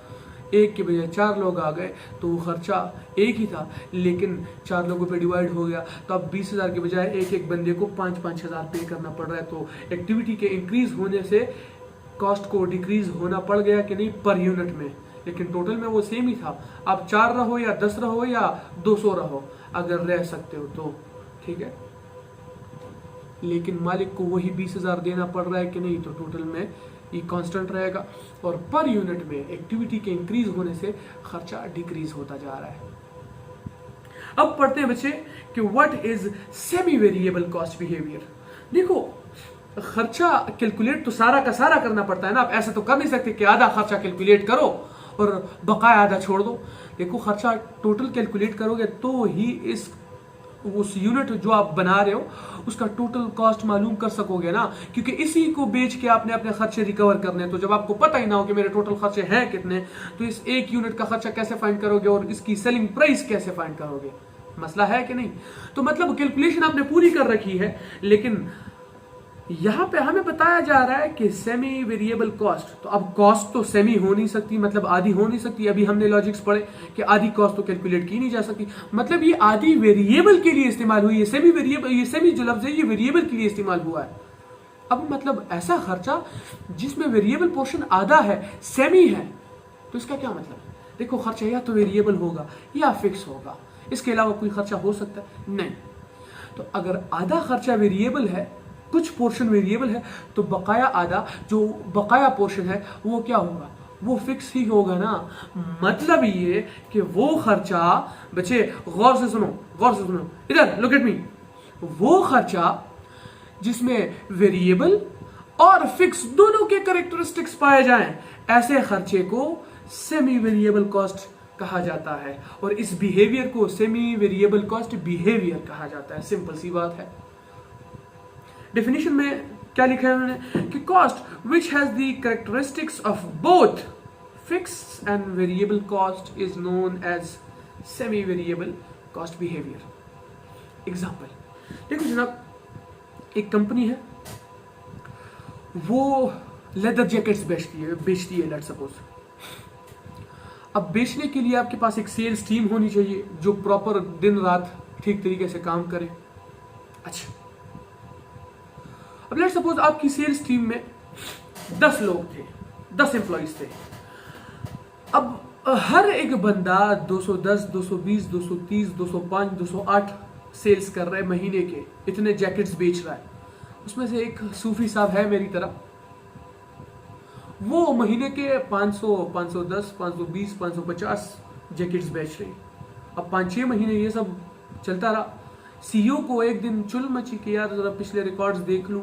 अब देखो रिकॉर्ड्स बनाना और मेंटेन करना कितना जरूरी है, इस एग्जांपल से भी आपको पता चल जाएगा। रिकॉर्ड्स को इस्तेमाल करके हम बहुत सारे डिसीजंस, बहुत सारी स्ट्रेटेजीज बना सकते हैं। गौर से देखो, सीईओ जनाब को चुल मची रिकॉर्ड्स देखने की और कहा कि भाई रिकॉर्ड्स लेके आओ, रिकॉर्ड्स चाहिए मुझे। अब वो जनाब कहता है कि पिछले 8 महीने 7 महीने के रिकॉर्ड्स लेके आओ, और वो रिकॉर्ड्स देखते देखते उस जनाब को ये महसूस हुआ कि सारे लोग एवरेज तौर पे 210, 20, 30, 40 सेल्स ही कर रहे हैं, लेकिन ये एक जनाब 500, 510, 520, 550 भी क्रॉस कर चुका है। मतलब हर महीने 500 से ज्यादा सेल्स हो सकते हैं। ये बाकी मुफ्तखोर जो मैंने पाल रखे हैं ये सेल्स कर ही नहीं रहे, ये ऐसे ही बैठे हुए फ्री में मुफ्त में पैसा ले रहे हैं। अब वो भी सीईओ है, वो भी एसीसीए है, वो भी अकाउंटेंट है। अब वो भी ऐसा तरीका ढूंढेगा कि सांप भी मर जाए और लाठी भी ना टूटे। तो वो बैठा और उसने एक स्कीम सोची। उसने सोचा कि भाई ऐसा कुछ करता हूं कि लेबर नाराज भी ना हो, मतलब कंपनी छोड़ के जाए भी नहीं, और खुद ही अपनी मर्जी से मुझे ज्यादा से ज्यादा प्रॉफिट्स कमा के दे, ज्यादा से ज्यादा सेल्स करके दे। अब वो जनाब आए नीचे और उन्होंने एक ऐलान किया। ऐलान ये किया कि जनाब आज से हम रूल्स रेगुलेशंस चेंज कर रहे हैं, हमारा सिस्टम चेंज होने लगा है। आपको जितनी सैलरी मिलती थी, सैलरी तो मिलती रहेगी आप सबको। अब क्या होगा, जितने भी आप सेल्स करते जाओगे ना, हर सेल के बदले $5 का कमीशन भी मिलेगा आपको। देखो उसने क्या ऐलान किया कि सैलरी तो मिलेगी मिलेगी, अब हर एक सेल पे आपको $5 का एक्स्ट्रा पैसा कमीशन के तौर पे मिलेगा। अब हर कोई ज्यादा से ज्यादा सेल्स करने की कोशिश करेगा कि नहीं? हर कोई चाहेगा कि मैं ज्यादा से ज्यादा सेल्स करूं ताकि ज्यादा से ज्यादा पैसे मिले, ज्यादा से ज्यादा कमाई कर सकूं। ऐसा होगा कि नहीं? तो हर कोई ज्यादा से ज्यादा मेहनत करना शुरू करेगा कि नहीं? अब इसका अल्टीमेटली फायदा किसको हो रहा है? कंपनी को ही हो रहा है। तो जरा इस एग्जाम्पल को अपने फायदे के लिए पढ़ते हैं। अब हम भी एजीसी बन रहे हैं तो हमें भी सीखना है औरों के एग्जाम्पल्स को अपने फायदे के लिए इस्तेमाल करना। तो जरा पढ़ते हैं कि सेमी वेरिएबल कॉस्ट बिहेवियर के एग्जाम्पल पे फिट बैठता है या नहीं। जरा पढ़ते हैं। देखो बच्चे, उन जनाब को कहा गया, लेट मी डिलीट दिस, कि आपको जो सैलरी मिल रही थी, लेट सपोज 15,000 की अपनी सैलरी थी, वो मिल रही थी। अब सैलरी तो मिलेगी मिलेगी, वो तो मिलेगी मिलेगी, टेंशन नहीं लेनी आपने। साथ में हर सेल के बदले कमीशन भी मिलेगा। तो वो जो सैलरी का पोर्शन है वो फिक्स है कि नहीं? एक्टिविटी जो भी हो, हर महीने सैलरी तो मिलेगी मिलेगी, लेकिन कमीशन अगर एक सेल पे $5 का कमीशन मिल रहा है तो 2 सेल्स पे 10 मिलेंगे, 3 पे 15, 4 पे 20, 5 पे 25। तो सेल्स के साथ ही कॉस्ट कमीशन बढ़ती जा रही है कि नहीं? सेल्स ज्यादा होंगे तो कमीशन भी ज्यादा मिलेगी, सेल्स कम होंगे तो कमीशन भी कम मिलेगी। तो एग्जैक्ट वो वेरिएबल वाला बिहेवियर हुआ कि नहीं? तो एक ही खर्चे में फिक्स और वेरिएबल दोनों बिहेवियर्स हमें देखने को मिले कि नहीं? तो this is known as semi variable cost, कि जब आप अपने सेलिंग एजेंट्स को सैलरी के साथ साथ कमीशन भी दे रहे होते हो, ये पेमेंट जो है ये एक सेमी वेरिएबल कॉस्ट की एग्जाम्पल है। हमारे लिए तो वो कॉस्ट ही है ना, हमारे पैसे जेब से तो पैसा जा ही रहा है ना, उनके लिए इनकम है, हमारे लिए तो खर्चा ही है ना, तो हम उसको as a semi variable cost कहेंगे। अब इसका पर यूनिट क्या बनता है? सिंपल सी बात है, देखो गौर से देखो, सिंपल लॉजिक और हैक बताता हूं। वेरिएबल कॉस्ट टोटल में इस तरह थी और पर यूनिट में ऐसे, फिक्स टोटल में इस तरह थी और पर यूनिट में ऐसे। अब यहां पे अगर गौर करो ना, तो हमने वेरिएबल और फिक्स के इन दोनों ग्राफ्स को मिला के यहाँ पे प्लॉट कर दिया है, क्योंकि सेमी वेरिएबल में हम कहते हैं ना वेरिएबल और फिक्स दोनों आ रहा होता है। सिंपल सी बात है। अब इन दोनों को मिला के यहाँ पे ऐसा ग्राफ बनेगा, क्योंकि फिक्स का पर यूनिट इस तरह बनता है, हमने ये बना दिया, और वेरिएबल का पर यूनिट ये बनता है तो हमने ये भी बना दिया। लेकिन इसके पीछे लॉजिक क्या है वो पढ़ते हैं। देखो बच्चे, हमने पढ़ा ना, हमने कहा ना, हमने सुना, हमने सीखा कि जो उनकी सैलरी थी वो तो फिक्स थी, हर किसी को उतनी ही सैलरी मिलेगी, बार बार मिलेगी, हर महीने मिलेगी जितनी उनको पहले मिलती जा रही थी। लेकिन कमीशन एग्जैक्ट सेल्स के मुताबिक मिल रहा था कि नहीं? अब टोटल में उनका हिसाब किताब क्या होता है वो तो हमने पढ़ लिया, लेकिन पर यूनिट की बात करो, वो 1000 सेल करे या 1 लाख सेल करे या 200 सेल करे या 500 सेल करे, हर सेल के बदले उसको वही $5 ही मिल रहे हैं कि नहीं? $5 ही मिल रहे थे उसको। तो पर यूनिट पे वो जो लेट सपोज $5 मिल रहे हैं, तो ग्राफ कांस्टेंट बनेगा कि नहीं? एक्टिविटी 1 हो, 2 हो, 3 हो या 6 सेल्स करें, जितनी भी सेल्स करें, पर यूनिट वही $5 मिलते जाएंगे कि नहीं? सिंपल सी बात है। अब सैलरी उसकी फिक्स थी, उसकी सैलरी फिक्स थी ना, लेट सपोज उसकी सैलरी थी 15,000, तो शुरू इधर से करेंगे। अब 15,000 ले तो गया, वो ले तो गया। अब हम अपने लिए हिसाब किताब कर रहे हैं कि जरा देखो इसने सेल्स कितने किए थे और पैसे इसको मैंने 15,000 दे तो दिए, तो जरा देखता हूं कि ये 15,000 कितने सेल्स के लेके चला गया।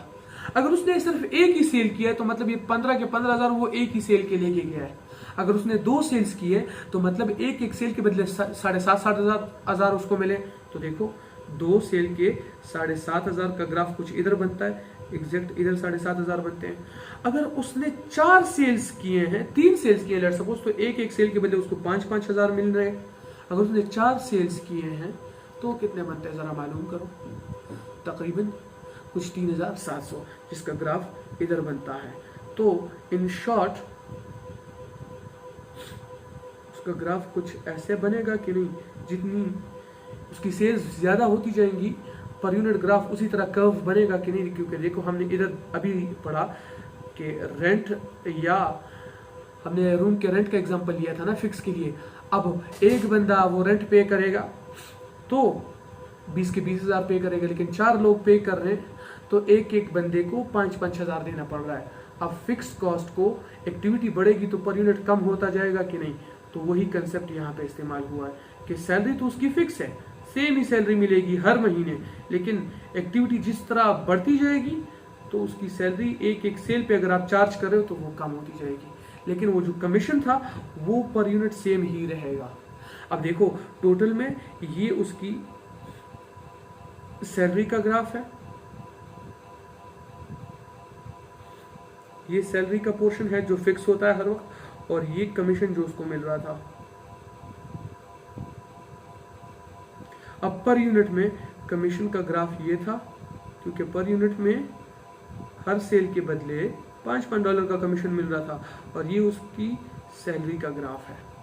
ये था हमारा सेमी वेरिएबल कॉस्ट बिहेवियर। इसके बाद लास्ट जो हमारा कॉस्ट बिहेवियर है, जिसे स्टेप फिक्स्ड कॉस्ट बिहेवियर कहते हैं। देखो बच्चे, इससे पहले हमने पढ़ा फिक्स कॉस्ट बिहेवियर, वो खर्चा जो फिक्स रहता है, जो सेम रहता है, जो एक्टिविटी पे डिपेंड ही नहीं करता।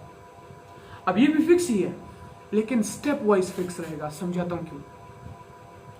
पहले डेफिनेशन पढ़ते हैं कि cost which remains fixed for a certain level of activity and changes step wise if the level is breached. बताता हूं, गौर से सुनो। वो खर्चा जो एक लेवल तक फिक्स रहे, लेकिन उस एक्टिविटी लेवल को अगर आप ब्रीच करते हो, उसको क्रॉस करते हो, तो वो स्टेप वाइज या तो इंक्रीज होगा या स्टेप वाइज डिक्रीज होगा। मतलब समझाता हूं, एग्जांपल से समझते हैं। देखो, इस दुनिया में हर चीज की एक लिमिट है, खुदा ने हर चीज की एक लिमिट रखी है। लेट्स सपोज हमारी एक कंपनी है जिसमें मुख्तलिफ लेबर्स काम करने लगे हुए, अब उनको सुपरवाइज करने के लिए सुपरवाइजर तो चाहिए ना। सपोज हमारा सुपरवाइजर बेचारा जो है वो कहता है कि बस मेरी लिमिट इतनी है, मैं एक वक्त पे 10 लोगों को ही सुपरवाइज कर सकता हूं, इससे ज्यादा लोगों को मैं सुपरवाइज नहीं कर सकता। तो क्या हम ये करेंगे कि भाई सुपरवाइजर बेचारा सुपरवाइज नहीं कर सकता तो हम प्रोडक्शन करना छोड़ दें, हम चीजें प्रोड्यूस करना ही बंद कर दें? या हम ये करेंगे कि भाई अगर वो एक वक्त में 10 लोग को ही सुपरवाइज कर सकता है, तो ऐसे करते हैं कि इन 10 लोगों के लिए एक सुपरवाइजर, अगले 10 लोग के लिए दूसरा सुपरवाइजर, अगले 10 लोग के लिए तीसरा सुपरवाइजर, और अगले 10 लोग के लिए चौथा सुपरवाइजर लेके आएंगे हम। सिंपल सी बात है, समझ आ रही है कि नहीं आ रही? अब सुपरवाइजर की लिमिट की वजह से हम अपना प्रोडक्शन तो रोक नहीं सकते ना।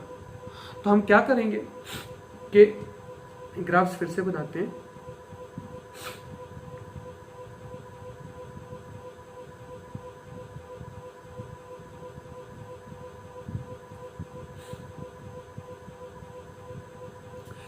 एक सुपरवाइजर जनाब आए, वो 10,000 हमने उसको सैलरी दी।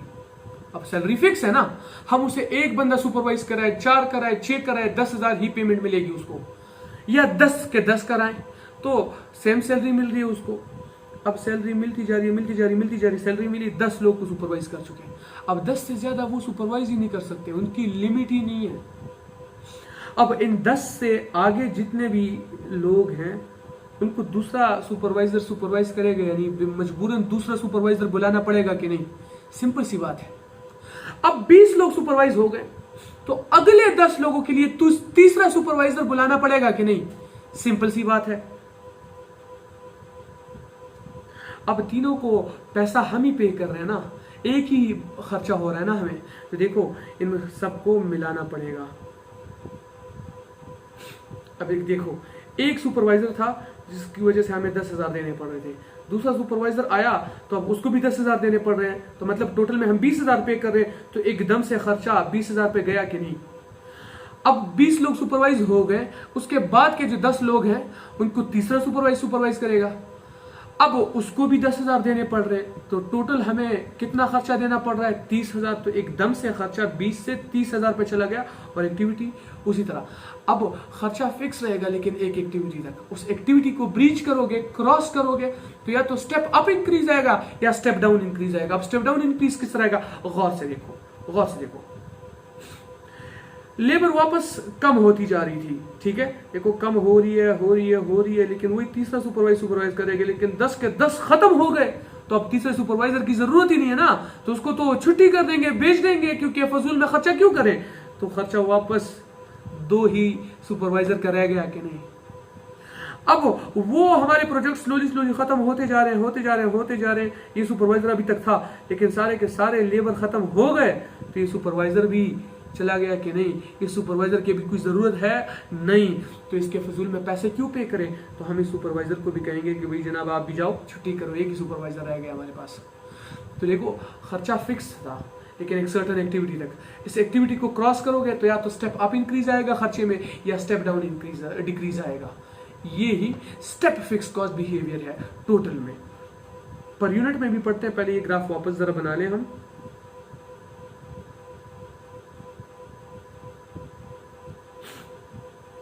अब देखो उसको 10,000 हमने पे कर रखे हैं,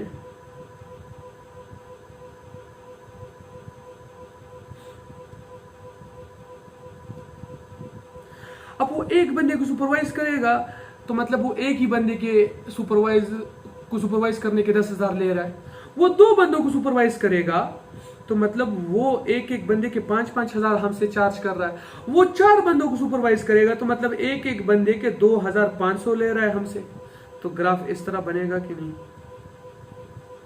फिक्स कॉस्ट है ना, तो जितने ज्यादा लोग को सुपरवाइज करता जाएगा पर यूनिट डिक्रीज होता जाएगा कि नहीं। लेकिन यहाँ पे एक मसला है, सुपरवाइजर एक तो नहीं था, फिक्स सैलरी सिर्फ एक सुपरवाइजर की तो नहीं चार्ज करनी पड़ रही थी, 3 सुपरवाइजर थे ना, तो तीनों का ही फिक्स कॉस्ट बिहेवियर है ना, क्योंकि तीनों को 10-10 हजार सैलरी मिल रही है, फिक्स सैलरी मिल रही है कि नहीं। तो सिंपल सी बात है, एक के बजाय 3 ग्राफ बना दो। अब इस तरह हम अलग अलग ग्राफ बना रहे हैं, क्योंकि तीनों का सुपरवाइजर की जो सैलरी का बिहेवियर है वो एक ही ग्राफ में बता रहे हैं। अब जिस तरह डिस्काउंट में बुक वालों ने एक ग्राफ बनाया था, अब सिमिलरली इस ग्राफ को भी बुक वाले किस तरह बनाते हैं, वो अलग ग्राफ नहीं बनाते, बल्कि लेट सपोज ये खर्चा इधर तक आया तो इसी को दूसरे के साथ कनेक्ट करके फिर से नीचे ले आते हैं, फिर से कनेक्ट करके फिर और नीचे ले आते हैं, फिर से कनेक्ट करके और नीचे ले आते हैं। अब बात वो यही करे, एक सुपरवाइजर, दूसरा, तीसरा और ये चौथा। लेकिन अब ये खर्चा कनेक्टेड है, तो हर एक खर्चे को वो दूसरे के साथ कनेक्ट करके बना रहे हैं, वो कोई अलग ग्राफ नहीं है। तो अगर आप बुक में देखो और आप ये सोच के हैरान हो जाओ कि भाई सर ने क्या पढ़ाया था, यहाँ पे तो ग्राफ ही अलग है। मैं इस तरीके से इसलिए पढ़ाता हूँ क्योंकि आसान है, एक एक चीज आपको समझ आए, ठीक तरीके से समझ आए, इसलिए ऐसा पढ़ाता हूँ। बुक में जो पढ़ाया है वो सेम यही चीज पढ़ाई गई है, लेकिन तरीकेकार उनका अलग है, वो आसानी से समझ नहीं आता, मैं इसलिए इस पैटर्न पे चलता हूं। अब मुबारक हो, बाय बिहेवियर जो क्लासिफिकेशन है वो हो चुकी। तो जरा ऊपर चलते हैं और देखते हैं कि क्लासिफिकेशन और कितने किस्म की है और क्या क्या क्लासिफिकेशन हो सकती है। हमने बाय एलिमेंट क्लासिफिकेशन पढ़ी कि 3 एलिमेंट्स की वजह से खर्चा आ सकता है। बाय नेचर क्लासिफिकेशन पढ़ी कि जो 3 एलिमेंट है वो डायरेक्ट नेचर के हो सकते हैं, इनडायरेक्ट के भी हो सकते हैं। हर वो खर्चा जो आसानी से कॉस्ट यूनिट पे आइडेंटिफाई हो वो डायरेक्ट खर्चा है, जो आसानी से ना हो रहा वो इनडायरेक्ट खर्चा है। उसके बाद हमने पढ़ा कि बाय बिहेवियर खर्चा किस तरह क्लासिफाई किया जाता है। बिहेवियर के मुताबिक, मतलब एक्टिविटी में जो चेंज आ रहा है उसका पर यूनिट पे क्या इफेक्ट है और टोटल पे क्या इफेक्ट है, इसको देखते हुए खर्चा कितने तरीकों से क्लासिफिकेशन शो कर सकता है। Variable cost, fix cost, semi variable cost और स्टेप फिक्स्ड जो कॉस्ट बिहेवियर है, ये चारों हमने पढ़े। अब जो नंबर 4 पे क्लासिफिकेशन करनी पड़ रही है वो है बाय फंक्शन क्लासिफिकेशन। अब बाय फंक्शन क्लासिफिकेशन का क्या मतलब है, मतलब पैसे को इस्तेमाल करके आप क्या क्या फंक्शंस कर सकते हो। 2 फंक्शंस कर सकते हो, सिंपल सी बात है। देखो अंदर जो कुछ भी लिखा है उसको अभी ना देखो। एक तो आप प्रोडक्शन कर सकते हो या फिर नॉन प्रोडक्शन।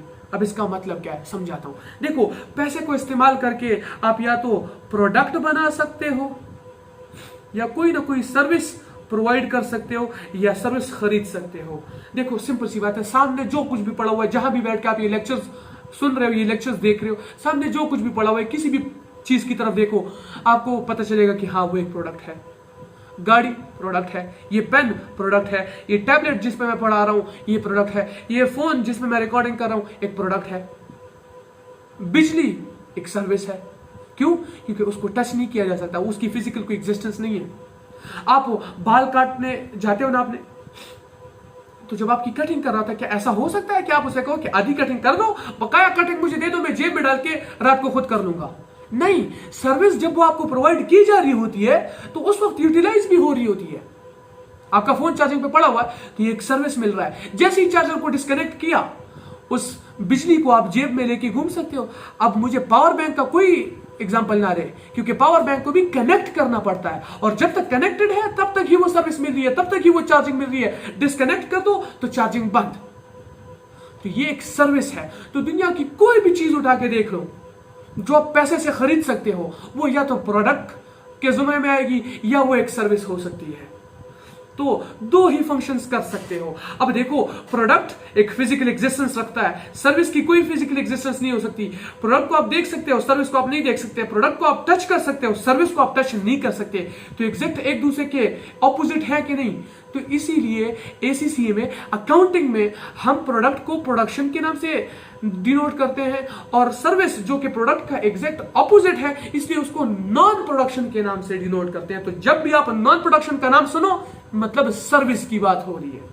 तो यहां पे हमें बताया जा रहा है कि एक तो आप फंक्शन प्रोडक्शन कर सकते हो, दूसरा फंक्शन ये कि आप कोई भी सर्विसेज प्रोवाइड कर सकते हो या सर्विसेज खरीद सकते हो पैसे को इस्तेमाल करके। अब प्रोडक्शन हो यानी प्रोडक्ट, नॉन प्रोडक्शन हो यानी सर्विस, इस पे हमारे कौन कौन से खर्चे आएंगे? अब लिख तो दिया है मैंने कि प्रोडक्शन में आपका प्राइम कॉस्ट आएगा, प्रोडक्शन के ओवरहेड्स आएंगे, और नॉन प्रोडक्शन में आपका नॉन प्रोडक्शन के ओवरहेड्स आएंगे। लेकिन इनका मतलब क्या है? What do they mean? जरा समझते हैं, पढ़ते हैं। सबसे पहले बाय नेचर क्लासिफिकेशन पे आओ। बाय नेचर डायरेक्ट जितने भी खर्चे थे, इनडायरेक्ट नेचर, डायरेक्ट खर्चों को अगर आप प्लस कर दो ना, sum of direct cost is prime cost. Direct खर्चों को अगर आप प्लस करके लिख दो ना एक ही साथ, तो उसे प्राइम कॉस्ट कहते हैं। लेट सपोज मेरा 10 रुपए का मटेरियल लगा है, 5 का लेबर और 5 का एक्सपेंसेस, तो टोटल मिला के 20 रुपए बनते हैं, तो इस 20 को मैं प्राइम कॉस्ट कहूंगा। अब सिमिलरली इनडायरेक्ट जितने भी एक्सपेंसेस हैं, sum of indirect cost is called overheads। Indirect जितने भी खर्चे उनको अगर प्लस कर दो, एक साथ लिख दो, तो उसे ओवरहेड्स कहते हैं। क्यों? क्योंकि इनडायरेक्ट खर्चा पर यूनिट, कॉस्ट यूनिट पे आइडेंटिफाई नहीं हो रहा होता था। हम कहते हैं कि it goes over the head. उस वक्त एक एक यूनिट पे चार्ज आसानी से नहीं हो रहा होता, वो ट्रेस नहीं हो रहा होता कि एक एक यूनिट पे कितना खर्चा लग रहा है। तो इनको प्लस करके लिखो तो इसे ओवरहेड्स कहते हैं। देखो, सोचो, याद कर लो, इसको दिमाग में बिठा लो इसको, कि डायरेक्ट खर्चों को अगर आप प्लस करते हो तो उसे प्राइम कॉस्ट कहते हैं। इनडायरेक्ट खर्चों को आप प्लस करते हो, that will be called as overheads. समझ आ रही है? अब जरा पढ़ाता हूं कि समझाता हूं कि ये प्राइम कॉस्ट, प्रोडक्शन के ओवरहेड्स, प्रोडक्शन के नॉन प्रोडक्शन के overhead, what do they mean, उसको समझने के लिए जरा नीचे जाते हैं, कॉस्ट कार्ड बनाने की कोशिश करते हैं, कॉन्सेप्ट से समझते हैं। क्योंकि सिर्फ मैंने कहा था ना, रट्टे नहीं लगाने, याद नहीं करना। कितना कुछ याद करोगे यार? अकाउंटिंग समुंदर है एक, क्या क्या याद करोगे, कितना याद करोगे? समझ लो, याद करने की जरूरत ही नहीं पड़ेगी।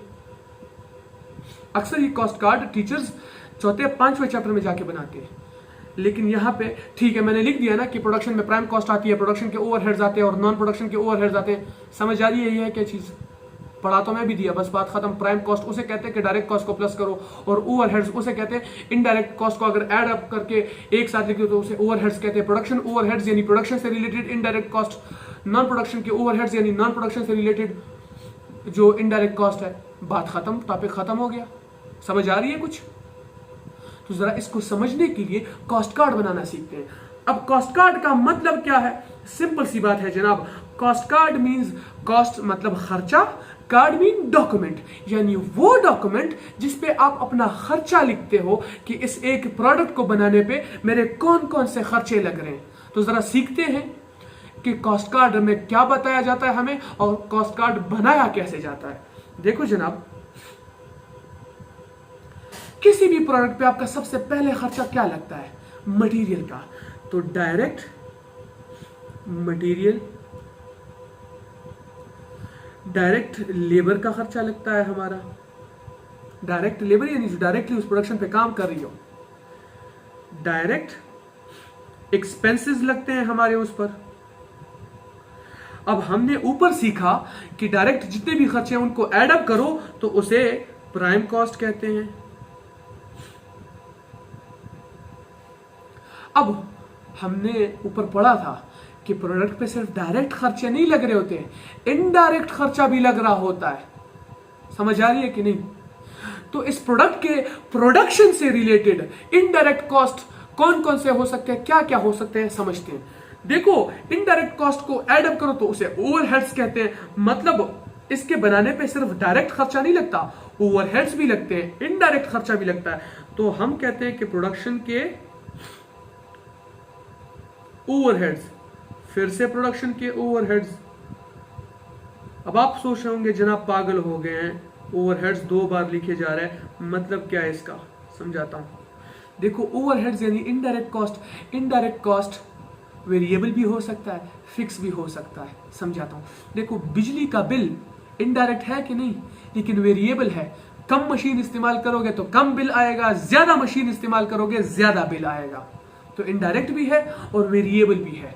तो वेरिएबल प्रोडक्शन के ओवरहेड्स यानी वो खर्चा जो वेरिएबल भी है, इनडायरेक्ट भी है और प्रोडक्शन से रिलेटेड है, मतलब प्रोडक्शन डिपार्टमेंट के बिजली का बिल। अब प्रोडक्शन डिपार्टमेंट में वो सुपरवाइजर जनाब भी होते थे ना, वो सिक्योरिटी गार्ड जनाब भी होते थे ना, उनको तो सैलरी देनी पड़ती है, सैलरी फिक्स होती है। अब फिक्स कॉस्ट है, प्रोडक्शन से रिलेटेड भी है, इनडायरेक्ट भी है, तो फिक्स प्रोडक्शन ओवरहेड्स हुए कि नहीं?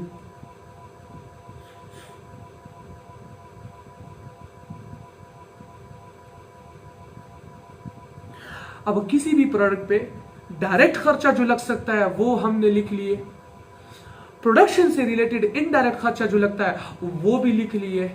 तो इसको ऐड अप करके क्या कहते हैं? Production cost. मतलब इसके प्रोडक्शन पे जितनी कॉस्ट लगनी चाहिए थी वो सारी की सारी मालूम हो चुकी है।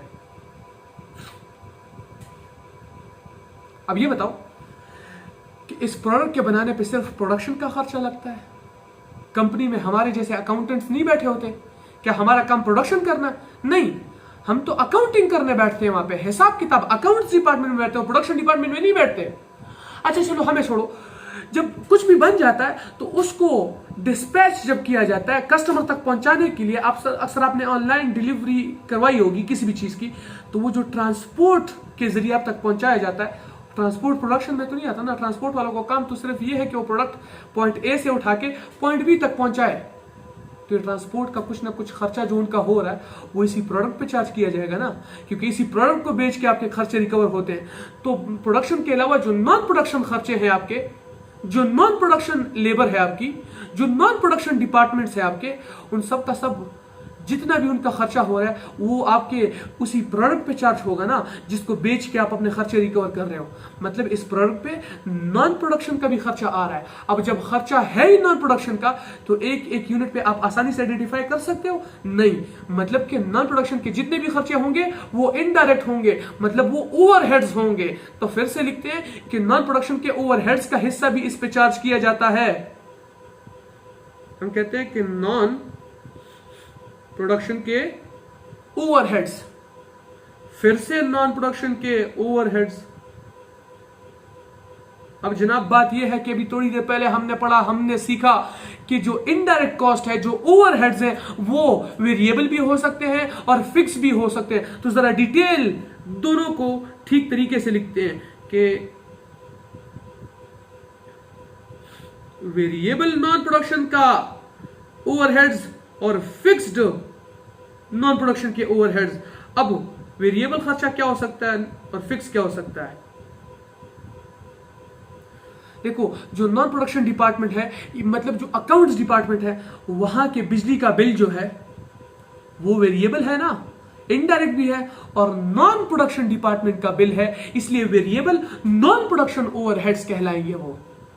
अब वहां पे जो सिक्योरिटी गार्ड बैठता है वो तो प्रोडक्शन का सिक्योरिटी गार्ड नहीं है ना, वो तो नॉन प्रोडक्शन डिपार्टमेंट का सिक्योरिटी गार्ड है। तो उसकी कॉस्ट फिक्स है, इनडायरेक्ट भी है, और नॉन प्रोडक्शन डिपार्टमेंट पे लग रही है वो कॉस्ट, तो वो फिक्स्ड नॉन प्रोडक्शन ओवरहेड्स कहलाएंगे। अब देखो जादू होने लगा, गौर से देखो, इस प्रोडक्ट पे लगने वाला डायरेक्ट खर्चा भी रिकॉर्ड कर लिया, वो इनडायरेक्ट खर्चा जो प्रोडक्शन से रिलेटेड है वो भी रिकॉर्ड कर दिया, और वो इनडायरेक्ट खर्चा जो नॉन प्रोडक्शन से डिपार्टमेंट से रिलेटेड था वो भी रिकॉर्ड कर दिया। अब इसके अलावा इस प्रोडक्ट पे और कोई खर्चा लग सकता है? नहीं, जितना खर्चा लगना था सारे के सारे हम नीचे रिकॉर्ड कर चुके हैं। तमाम खर्चा रिकॉर्ड हुआ कि नहीं? तो इन सबको प्लस करके आपके पास रिजल्ट क्या आता है? This will be known as total cost.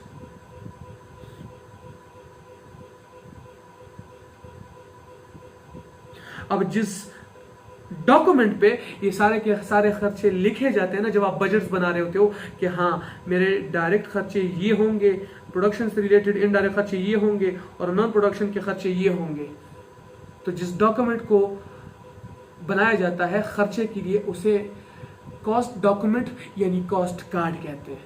समझ आ रही है? अच्छा, अब देखो हमारा टॉपिक क्या था, उससे रिलेट करते हैं। हमने कहा था ना बाय फंक्शन कॉस्ट को इस्तेमाल करके कौन कौन से फंक्शन कर सकते हो, प्रोडक्शन कर सकते हो और नॉन प्रोडक्शन यानी सर्विसेज यानी सर्विसिंग कर सकते हो, तो उन पे खर्चे लगेंगे कौन से। इधर देखो, इधर देखो, इधर देखो, जादू होने लगा, गौर से देखो, इधर इधर इधर प्यारे बच्चों, प्रोडक्शन से रिलेटेड ये खर्चा था कि नहीं? ये वो वाला खर्चा था जो प्रोडक्शन पे डायरेक्ट खर्चा लगा है, और ये प्रोडक्शन से रिलेटेड वो इनडायरेक्ट खर्चा था। तो ये रहा, डायरेक्ट को अगर प्लस करो तो प्राइम कॉस्ट और इनडायरेक्ट को प्लस करो तो ओवरहेड्स। अब ये प्राइम भी प्रोडक्शन वाला प्राइम कॉस्ट था और ओवरहेड्स भी प्रोडक्शन वाले ही थे ना। तो जरा ऊपर जाके गौर से इधर देखो, तो हमने क्या लिखा है, गौर से इधर देखो, ये इधर देखो, ये प्रोडक्शन पे खर्चे जो लगते हैं कौन कौन से लगते हैं? एक प्राइम कॉस्ट लग सकती है, एक प्रोडक्शन से रिलेटेड ओवरहेड्स लग सकते हैं। समझ आ रही है कि नहीं आ रही यार बच्चे? अगर अब भी समझ नहीं आ रही ना, मैंने रोने लग जाना है, क्योंकि ये दूसरी बार रिकॉर्ड कर रहा हूं, खुदा का वास्ता है। प्लीज फिर से पढ़ते हैं, देखो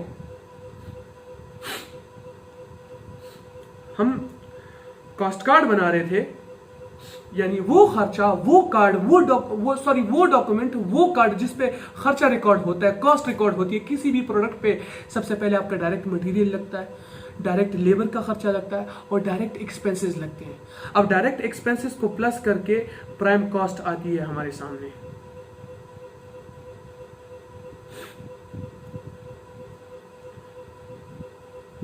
अब इस प्रोडक्ट पे सिर्फ डायरेक्ट खर्चा तो नहीं लग रहा होता ना, जिस डिपार्टमेंट में ये बन रहा है वहां का सुपरवाइजर को पैसे नहीं दे रहे होते क्या? वो इनडायरेक्ट कॉस्ट नहीं है? वहां के चौकीदार को आप सैलरी नहीं देते? वो भी तो फिक्स है, इनडायरेक्ट है। वहां का जो बिजली का बिल है क्या वो इनडायरेक्ट नहीं है?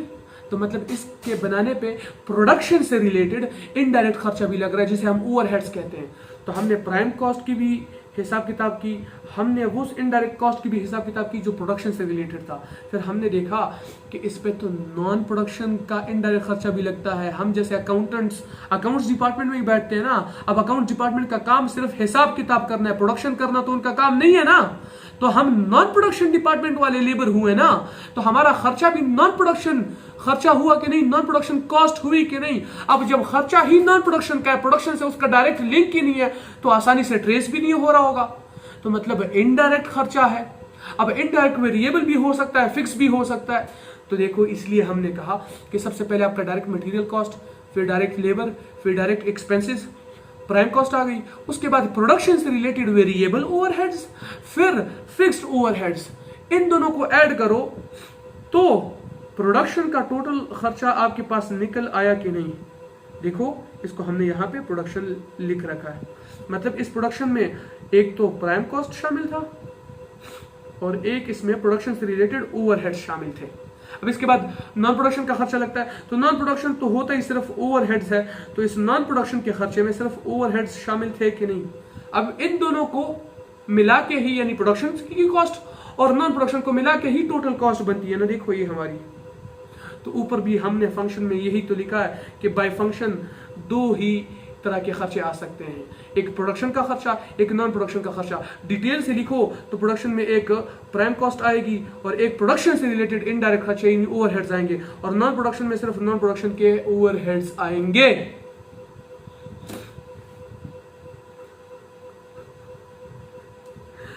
आज के इतना ही था बच्चे, बाकी अगले किसी वीडियो में मिलते हैं इंशाल्लाह। अल्लाह हाफिज।